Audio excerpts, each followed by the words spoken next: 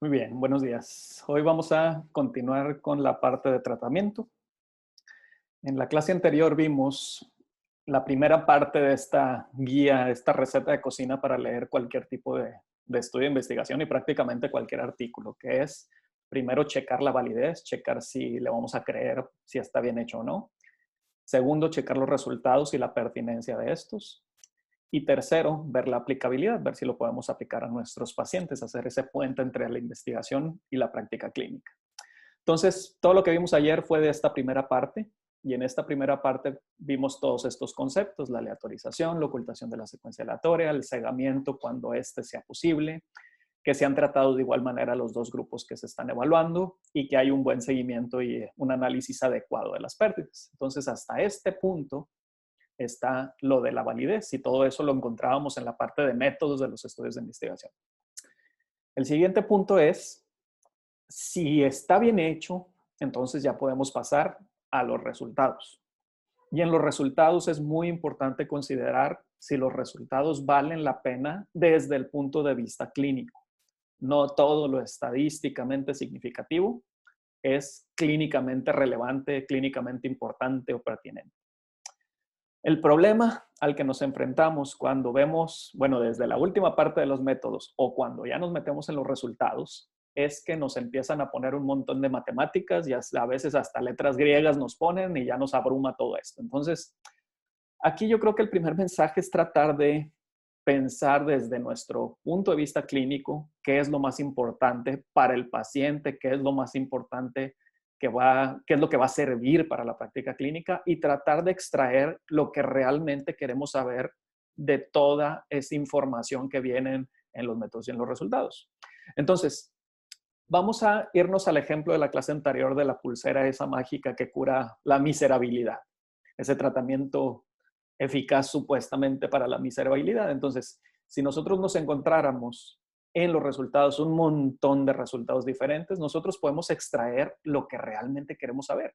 ¿Qué queremos saber con esa pulsera? Si se les quitó lo miserable o no, o cómo les fue en cuanto a la miserabilidad. Entonces, aquí habría dos maneras, si hay muy grandes rasgos, pudiera haber dos maneras con las cuales nos pueden presentar los resultados. Una forma de presentar los resultados sería que nos digan si al final del seguimiento se les quitó lo miserables o no, a los que estaban usando la pulsera y a los que no estaban usando la pulsera o la pulsera placebo. Otra manera de presentar el mismo desenlace que estamos hablando de la miserabilidad sería en cuánto tiempo se sintieron menos miserables. Si se fijan, estamos hablando de lo mismo, estamos hablando de la miserabilidad como el desenlace clínico a evaluar, pero aquí lo estamos viendo blanco y negro. ¿Se te quitó o no se te quitó? Y aquí lo estamos viendo de una forma más continua. Ok, ¿en cuánto tiempo te empezaste a sentir mejor? Entonces, por un lado, estos desenlaces les llamamos dicotómicos, tienen dos sopas, y por otro, estos desenlaces les llamamos continuos. Entonces, vamos a empezar por este lado, por el lado de dos sopas. ¿Sí o no? ¿Se te quitó o no te quitó? ¿O no se te quitó? ¿Falleció o no falleció? ¿Llegó a terapia intensiva o no llegó a terapia intensiva? ¿Se eliminó el patógeno o no se eliminó? Estamos hablando de dos. ¿Okay? Entonces, en este lado, lo primero que hay que entender es la diferencia entre relativo y absoluto. Entonces, aquí veamos, les voy a poner un ejemplo de un ensayo clínico que tiene 1000 personas en cada grupo. A 1000 personas les dieron el medicamento y a 1000 personas les dieron placebo. Vamos a contarlas. Una, dos, no, no es cierto. 1000 personas de cada lado. Entonces, al final de este estudio, resulta que en este grupo falleció una persona y en este grupo fallecieron dos personas. Entonces, si yo quisiera sacar a estas dos personas y a esta persona y ponerla a manera de gráfica, yo estoy viendo aquí el impacto del tratamiento. En este pedacito, aquí, en este grupo habían fallecido dos y en este falleció uno. Entonces, yo pudiera describir este impacto del medicamento, del tratamiento, de dos formas, una manera relativa y una manera absoluta. Entonces, a primera vista yo pudiera decir, ok, si aquí hay dos y aquí hay uno, pues esto es la mitad de dos. Por lo tanto, el medicamento disminuyó por un 50% la mortalidad. Y no estoy echando mentiras. Si aquí es 1 y aquí son 2, este es el 50%, entonces disminuyó la mortalidad en un 50%. Esto es la reducción relativa del riesgo o la reducción del riesgo relativo.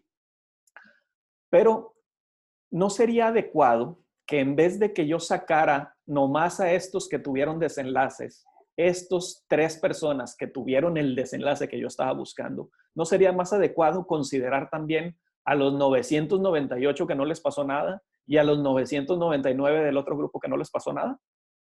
Ahí ya estaríamos considerando todos los que participaron en el estudio. Y si yo lo viera por ese lado, yo pudiera ponerle el porcentaje que falleció aquí y el porcentaje que falleció acá, en vez de estos 3 personas nomás, como números así únicos. Entonces, si yo les pongo porcentajes, yo sé que de este lado fallecieron 0.2% de los pacientes de ese grupo.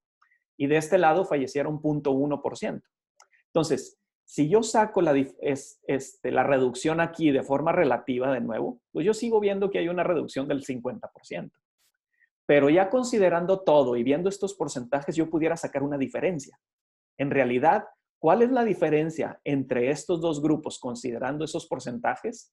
Pues una diferencia es una resta. Si aquí hay 0.2 y aquí hay 0.1, la diferencia entre estos grupos fue de 0.1%. Esa diferencia, estoy sacando una diferencia de los riesgos, de riesgo de morir de este grupo y el riesgo de morir de este grupo. Eso se le llama diferencia de riesgos o reducción absoluta del riesgo o reducción del riesgo absoluto. Díganme ustedes en ninguno de los dos estoy echando mentiras. Yo no estoy echando mentiras al decir que reduce la mortalidad un 50%. Yo no estoy echando mentiras al decir que la reduce 0.1%. Pero ¿cuál les parece más real, entre comillas?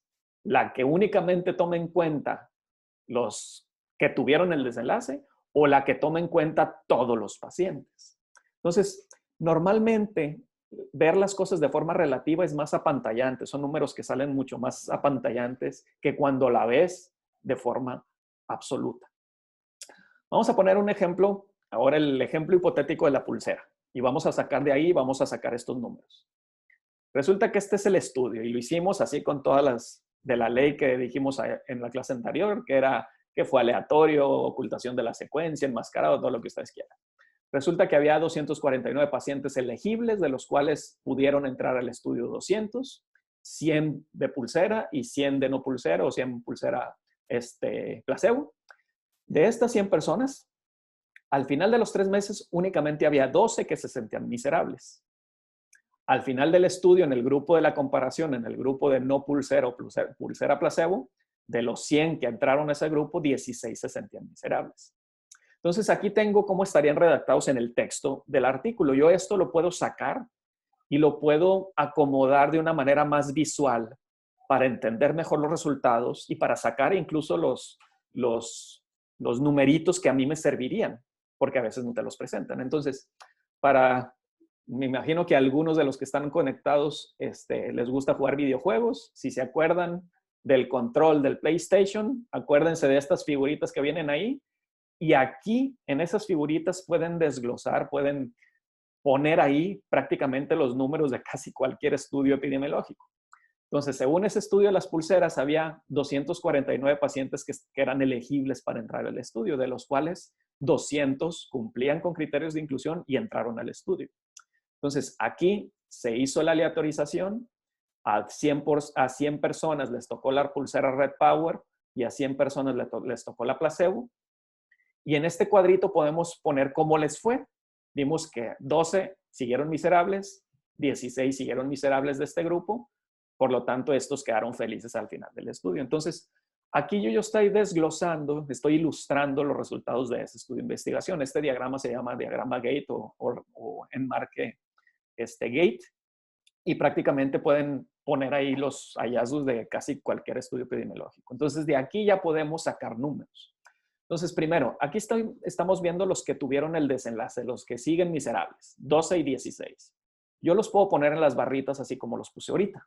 Entonces, yo estoy viendo que este pedazo que está aquí es la diferencia entre estos dos. Por lo tanto, esto es lo que logró ese tratamiento. vamos describiendo el impacto del tratamiento, por un lado de manera relativa o de manera absoluta. ¿Cómo quedaría? ¿Qué tanto reduce la miserabilidad, la pulsera, desde el punto de vista relativo o desde el punto de vista absoluto? Entonces, si yo considero que esto es el total, y aquí estoy viendo que esto es la cuarta parte de esto que tengo aquí a la izquierda, entonces yo estoy reduciendo la miserabilidad a una cuarta parte. Estoy reduciendo 25% la miserabilidad. Aquí estoy tomando en cuenta únicamente los que tuvieron el desenlace, por lo tanto sería la manera relativa de ver las cosas. Sería la reducción del 25% de miserabilidad. Pero ahora, si yo le pongo porcentajes y veo que 16% tuvieron miserabilidad y 12% tuvieron miserabilidad del otro grupo, y saco la diferencia entre los dos, 16 menos 12 es 4%. Volvemos a ver cómo el número relativo es más apantallante y ninguno de los dos echa mentiras. Entonces, ¿la pulsera reduce la miserabilidad un 25%? Sí. ¿La pulsera reduce la miserabilidad un 4%? También. ¿Cuál de estos consideran ustedes que es más real? ¿El que considera todos o el que considera únicamente los que tuvieron el desenlace? Entonces, esa es la diferencia entre relativo y absoluto y es muy importante saberla cuando estamos checando los resultados, cuando te los presentan de una forma dicotómica, ¿sí o no? Hay otro concepto que vale la pena del cual vale la pena hablar, que también tiene que ver con R's, que es el RR. RR, que le llaman riesgo relativo, o razón de riesgos, o relación de riesgos, varios nombres. Ahorita vamos a saber, yo prefiero que se llame razón de riesgos, ahorita van a ver por qué. Volvamos a los resultados del estudio. Estos son los resultados. Entonces, pongámonos a pensar primero, ¿cuáles son los riesgos de seguir o de presentar el desenlace de cada uno de los dos grupos? Por un lado tenemos el grupo de la Red Power, que son estos 100 pacientes. ¿Cuál es el riesgo de seguir miserable si te tocó la Red Power? Bueno, aquí estamos viendo que de estos 100 siguieron miserables 12. Por lo tanto, fueron 12 de 100, por lo tanto, el riesgo, la probabilidad de seguir miserable en este grupo fue del 12% o de 0.12, 12 de 100. Ahora, veamos el otro grupo, el de aquí abajo. Resulta que 16 siguieron miserables de los 100 que usaron la pulsera placebo. ¿Cuál es el riesgo de seguir miserable si te tocó o si al paciente le tocó la pulsera placebo? 16% o 0.16. ¿Ok? Entonces, aquí ya sacamos dos riesgos. El riesgo del grupo experimental, el grupo que recibió el tratamiento, y el riesgo del grupo control o el grupo de comparación. Tenemos dos riesgos, dos R's. Riesgo y riesgo, dos R's. Entonces, decíamos que esta cosa se llamaba riesgo relativo o razón de riesgos. Yo les digo que mejor se lo aprendan como razón de riesgos para que de forma intuitiva, pensando o acordándose de las matemáticas, sepan de dónde viene esto. Por ejemplo, en matemáticas, ¿qué es una adición? Una suma. ¿Qué es una diferencia? Una resta. ¿Qué es un producto? Una multiplicación. ¿Y qué es una razón o una relación? Es una división. Entonces, si yo les estoy diciendo que se lo aprendan como razón de riesgos, como razón de los riesgos, y yo ya había sacado dos riesgos, ¿cómo creen que se saque la razón de los riesgos? Pues dividiendo los dos riesgos, dividiendo este entre este. Entonces, ¿cuál fue el riesgo de seguir miserable si te tocó Red Power? 12% o 0.12. ¿Cuál fue el riesgo si te tocó placebo? 16% o 0.16. El riesgo relativo o mejor razón de riesgos, ¿cómo se sacaría? R entre R, que es este entre este, sería 12 entre 16 o 0.12 entre 0.16, es igual a 0.75.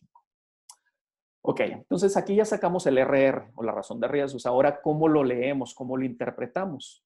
¿Qué significa un RR de tal o cual número? Entonces, primero, si consideramos que esta es una división, ¿qué tendría que pasar para que este resultado fuera igual a 1?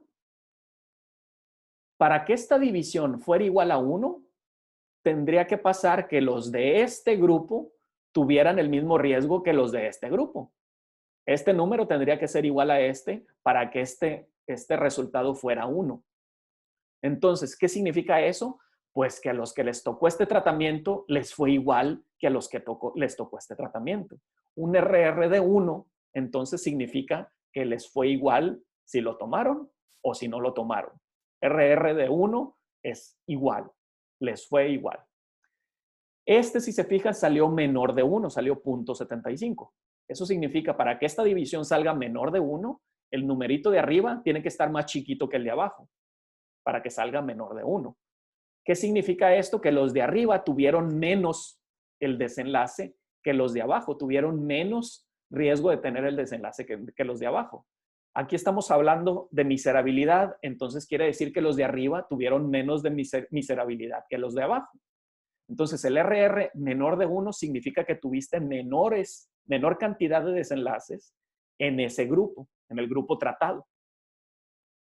¿Qué tendría que pasar para que el RR fuera mayor de 1? Pues que el numerito de arriba fuera mayor que el de abajo. Entonces, los de arriba hubieran tenido más desenlaces. Por lo tanto, si estábamos hablando de miserabilidad, los de arriba hubieran tenido más miserables que los de abajo. ¿Por qué estoy haciendo el énfasis en el desenlace y en tener menos desenlaces o más desenlaces? Porque a veces se enseña que el RR menor de 1 es protector y mayor de 1 es dañino. Y eso no es cierto. La interpretación depende del desenlace que estás midiendo. Si tú estás evaluando mortalidad, tú quieres que haya menor mortalidad en el grupo tratado. Por lo tanto, tú esperarías que el RR fuera menor de 1. Pero si tú estuvieras evaluando erradicación de los piojos, tú quisieras que los que fueron tratados tuvieran más erradicación de los piojos. Quisieras RCRs mayor de 1. Entonces, menor de 1 o mayor de 1 no significa protector o dañino. Menor de 1 significa que los tratados tuvieron menos desenlaces. Mayor de 1 significa que los tratados tuvieron más desenlaces en comparación al otro grupo. Y la interpretación de esto va a depender del desenlace clínico que tú estás midiendo.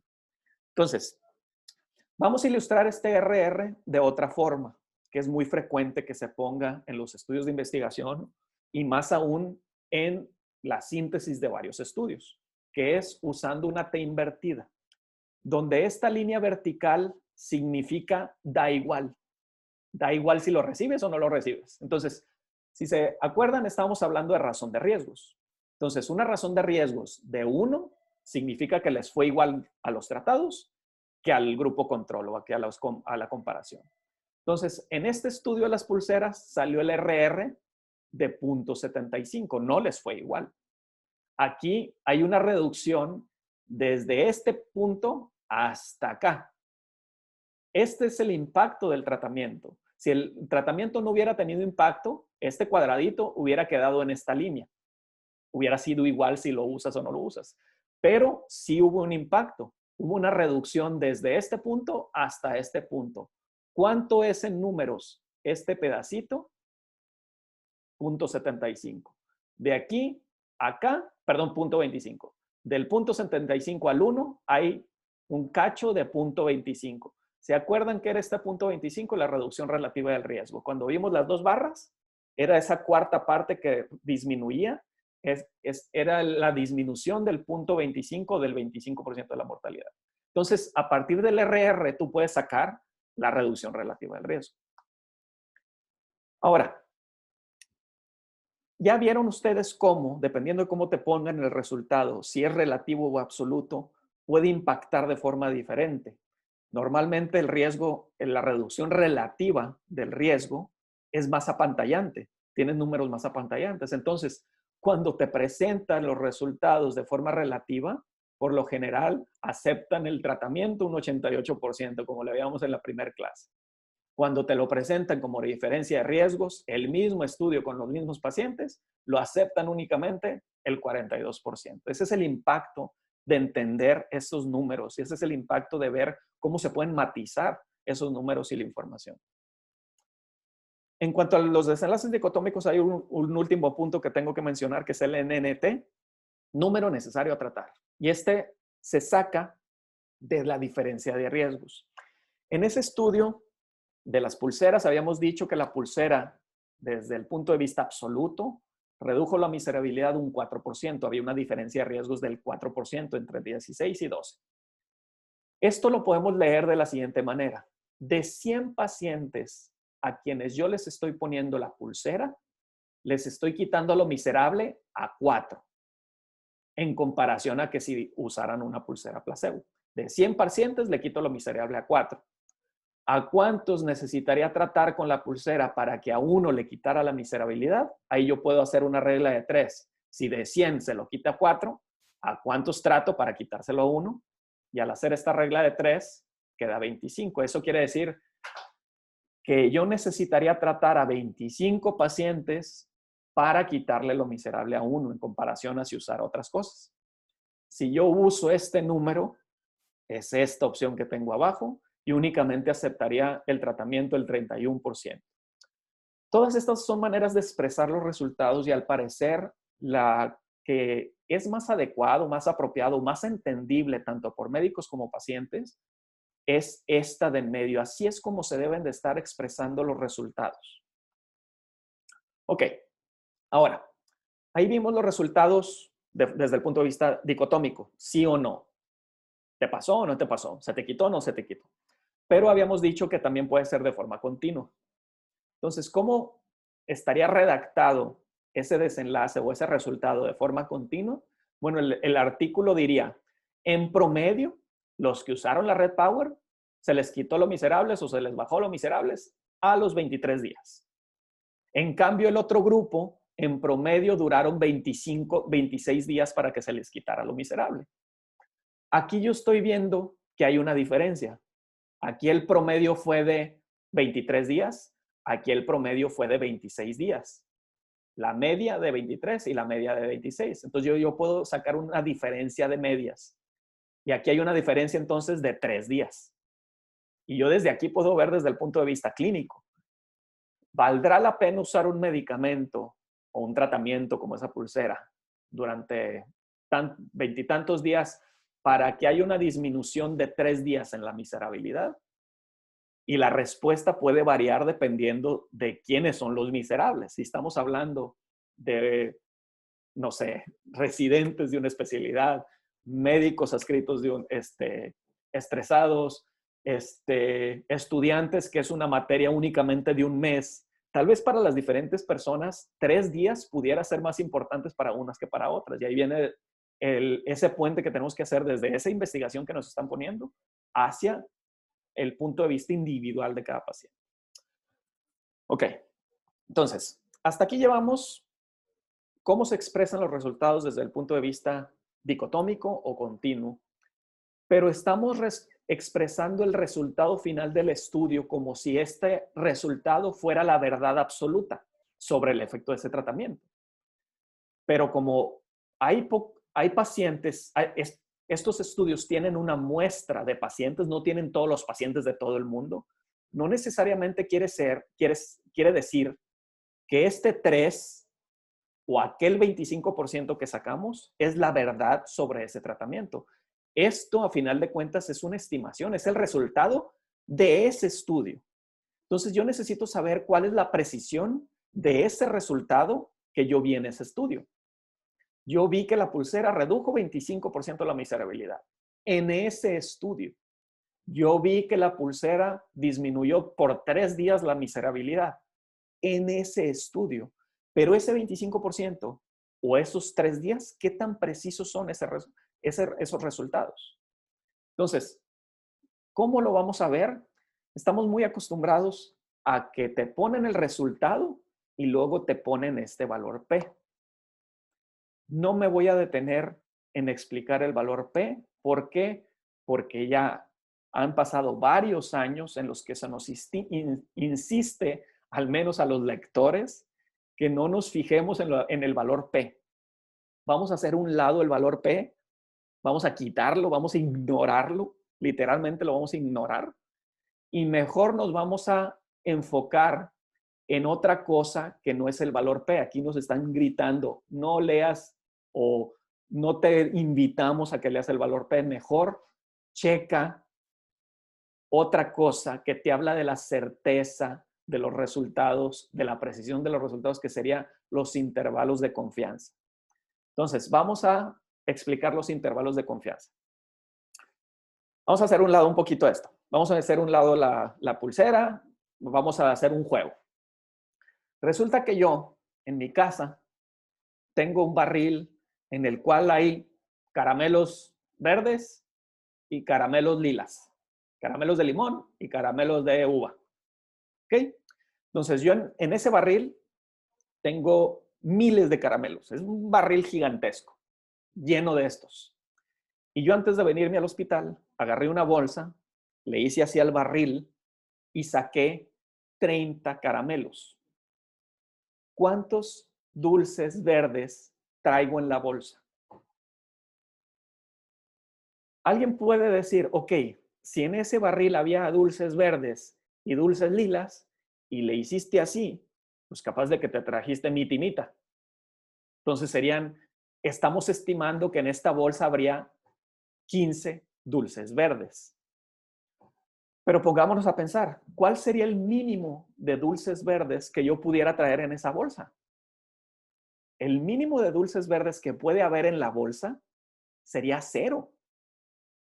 ¿Por qué? Porque capaz de que ustedes no saben cómo están acomodados esos dulces en ese barril y capaz de que hay una capa de dulces lilas hasta arriba y yo le hice así, me traje puros dulces lilas. Entonces, en esta bolsa puede haber 0 dulces verdes.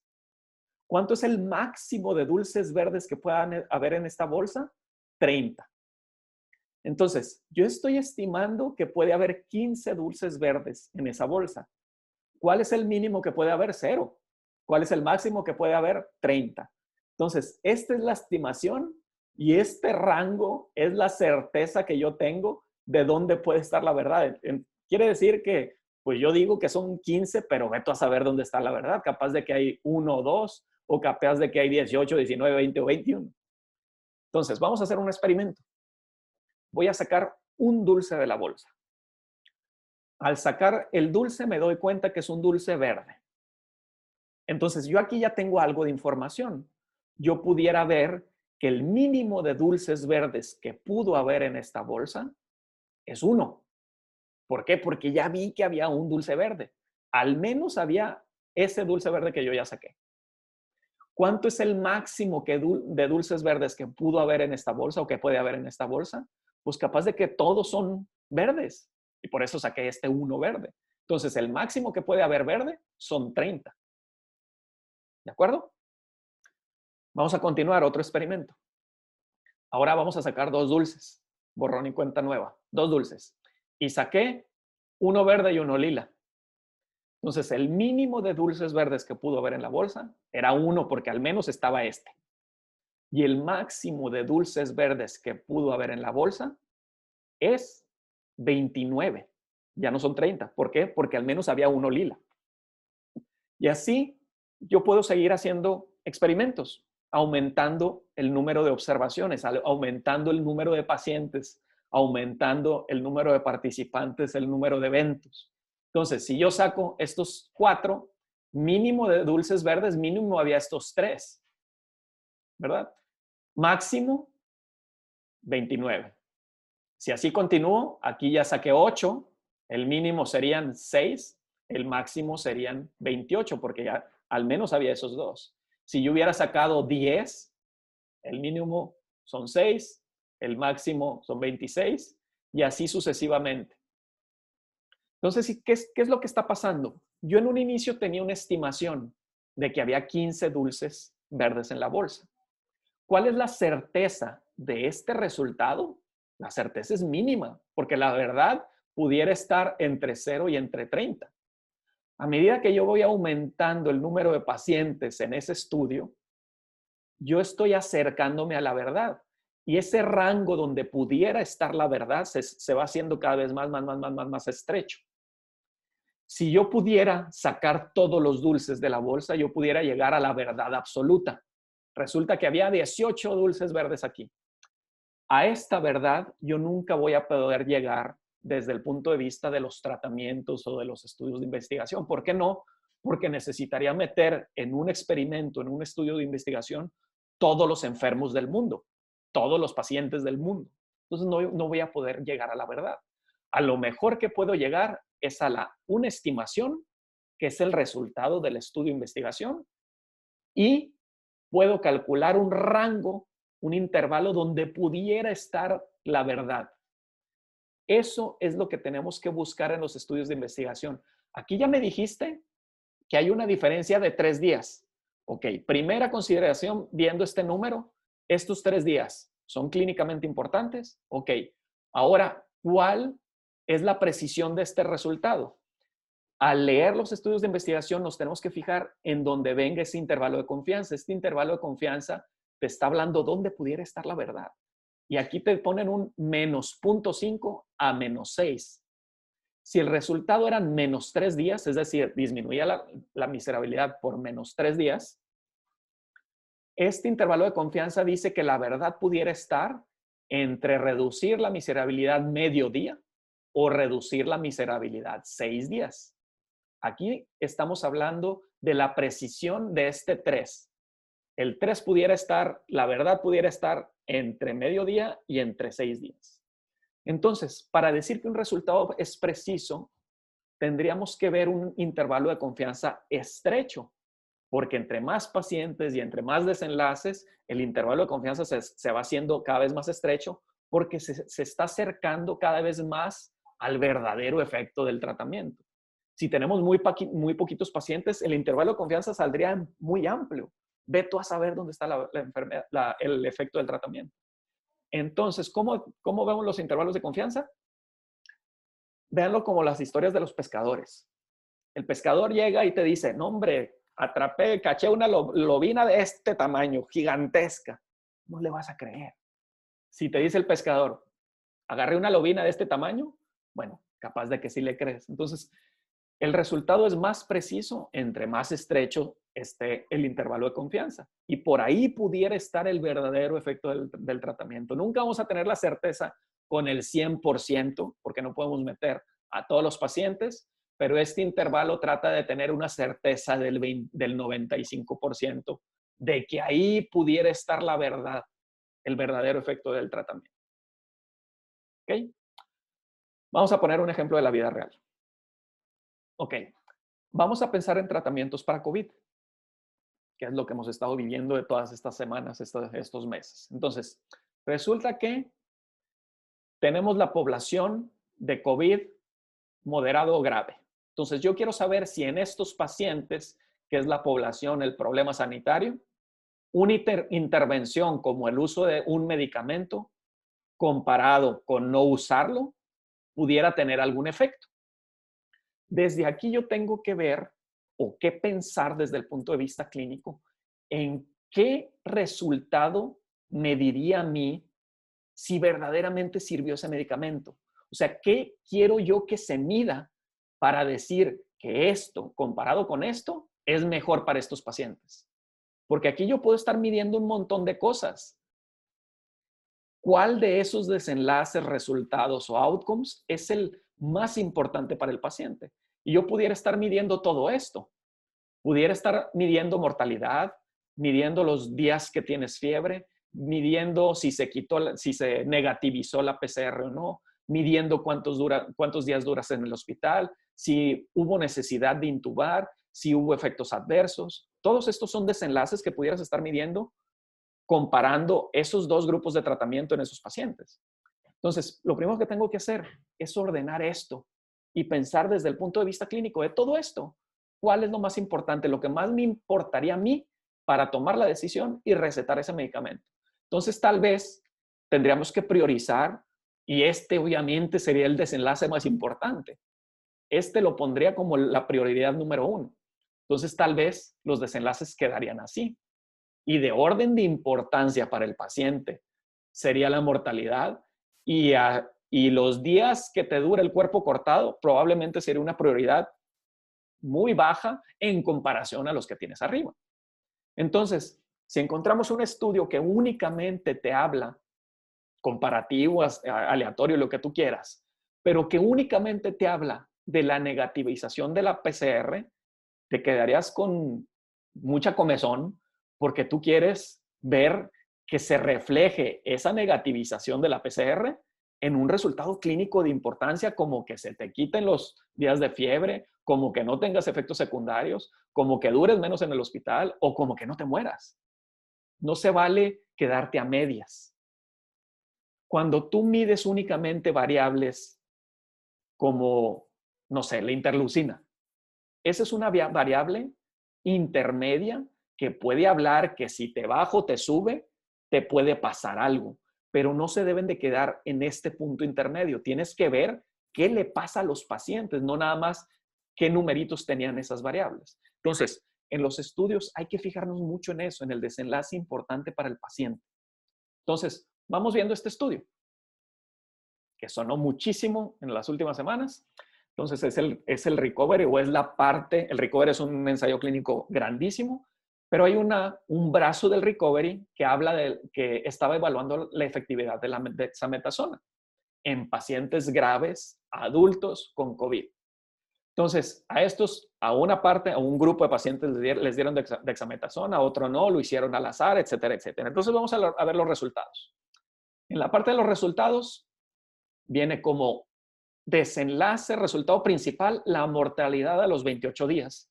Entonces, ahí ya estamos viendo que priorizaron la mortalidad, eso está bien.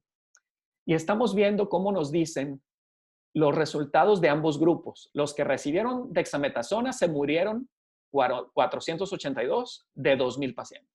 Y los que no la recibieron, esto es el 22.9% de esos pacientes. Del grupo control se murió el 25.9%.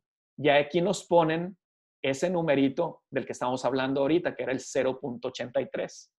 En este estudio hablan del rate ratio, que es diferente al risk ratio, pero prácticamente lo puedes interpretar igual.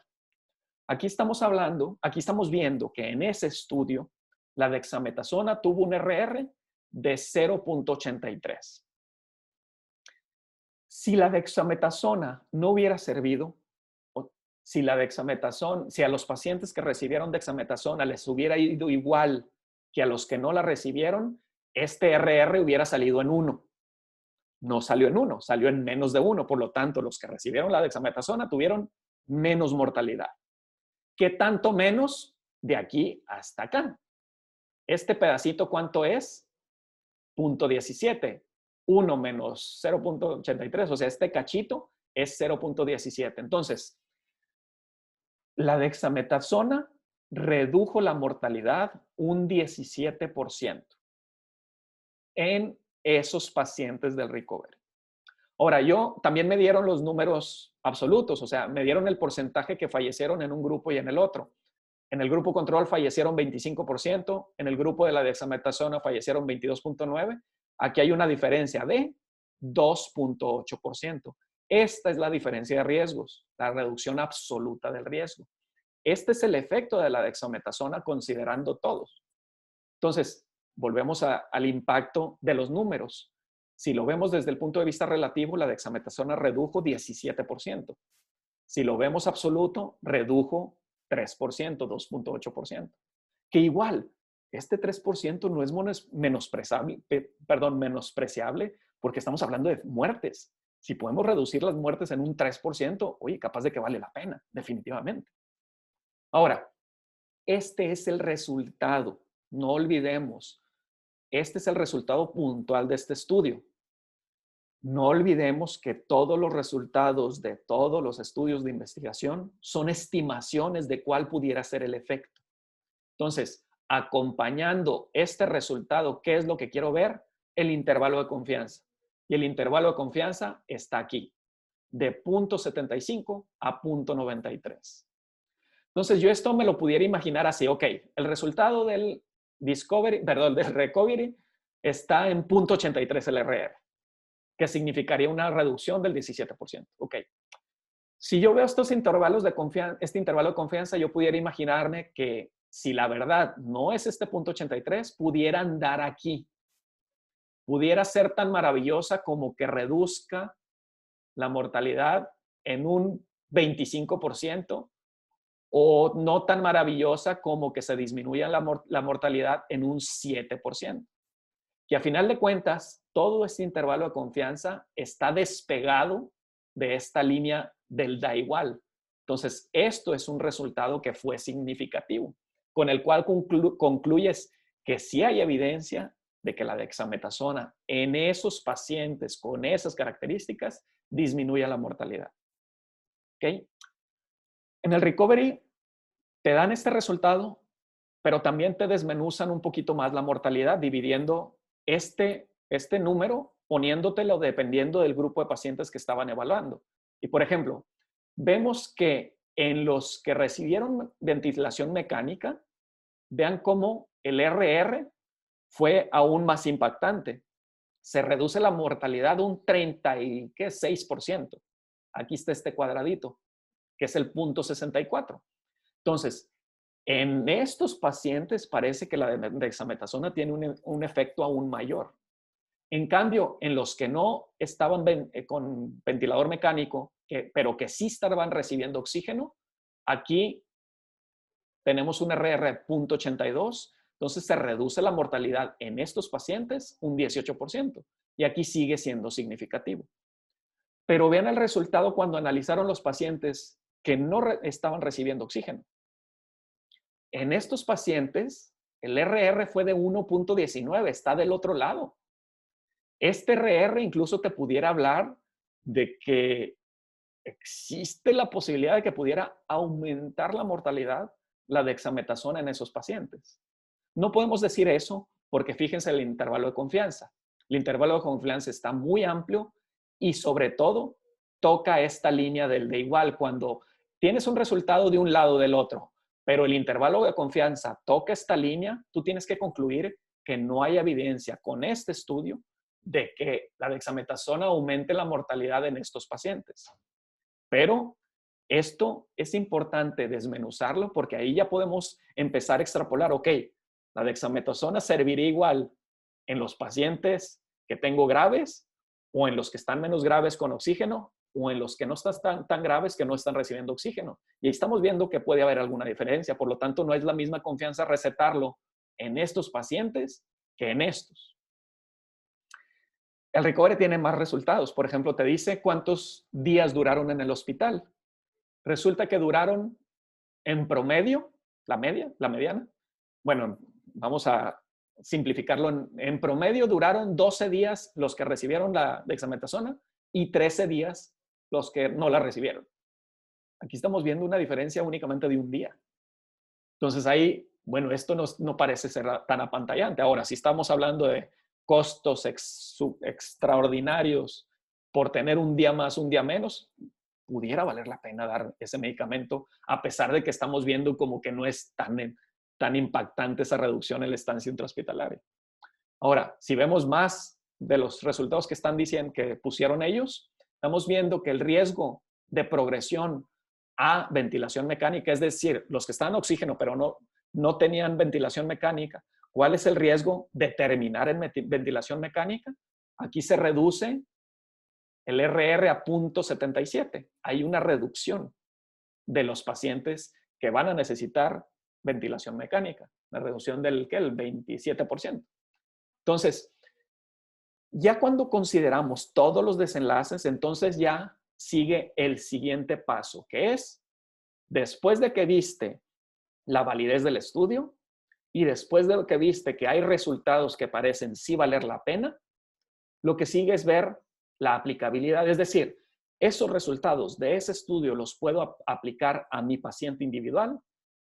Aquí yo les voy a poner el puente a mi práctica. Yo soy pediatra general, yo trabajo en un consultorio, yo veo niños con COVID leve. Entonces, sería difícil extrapolar el beneficio de este estudio en adultos graves que necesitan oxígeno a un beneficio en niños con COVID leve. Ahí estaría muy difícil hacer ese puente.